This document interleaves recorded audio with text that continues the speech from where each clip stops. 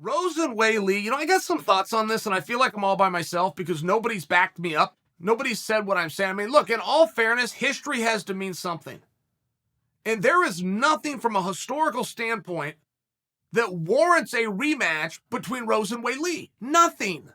That was not a competitive fight. That was not a controversial fight. That was a one-sided ass whipping. So why are we rematching it?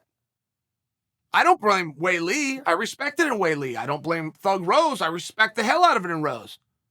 Even if you get away with one, if it's still behind you, move on. Neither one of them did. They both wanted to come back and do this again. I blame the fellow 15-pounders in all fairness. I have not seen a 15-pounder speak up. Tatiana Suarez is going to be a huge problem for somebody. First off, I don't know how often she's going to compete, and I don't know that she's going to stay at 115 pounds. Is that my problem? Do I just not know the division? Maybe. But it's not my job to know. My job's to read the headlines, and I never read a headline where a 115-pounder called out Rose. Or 115-pounder went to Weili, which would be an obvious number one contendership for Rose. I never saw that happen, and I do blame them. That is a mistake. So, all right, we got a one-sided ass whipping where Rose is swinging the hammer. We're going to go out there and redo it. Why and how? Well, psychologically speaking, if you go look at the odds at DraftKings, you're going to be stunned how close they are. There is something about when you walk through someone. And don't forget, Rose was the underdog going into that first fight. She's now the favorite, but boy, it's tight. She's the favorite against the same gal under the same rules whose ass she just whipped. How? Well, you guys know as well as I do.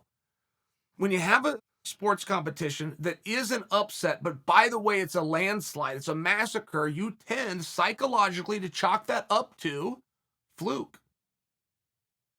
Chalk it up to a fluke. And this is not the first time that Rose has been put in that spot. When Rose won the belt over Joanna, that was believed to be a fluke. And she had to go out there and prove it again. And she was not as dominant, but the result was the same. Thug Rose, champion of the world.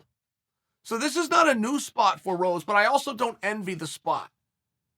This is what dreams are made of, and sometimes you get away with one. Your name comes out of a hat, you don't want to walk out there, you don't say anything, you do it anyway, you bite down, and if things go your way, you still got away with it. I don't know why we're rematching this one. I don't know why nobody's arguing that there's a rematch to this one. I don't know why there's not a 115-pounder out there that's got any level of courage or sense. If you're 115 pounds, I'm going to question you. But if you're 115 pounds and you'd like to be fighting for the championship, you need to fire your manager instantly. I have the biggest MMA show out there. I would have put you on. None of you contacted me. None of your managers reached out to me. I had a grand total of nobody reach out to me and say they wanted to do it. I had Weili go find Henry Cejudo, come to the States, put a training camp together, make sure that that camp and her association with Triple C was advertised all over social media, kept her name red hot, and now she's going to walk into the garden. Why isn't you, and why isn't your client? Now, it's a trick question, right? It's a rhetorical question. I know the answer, because you're stupid.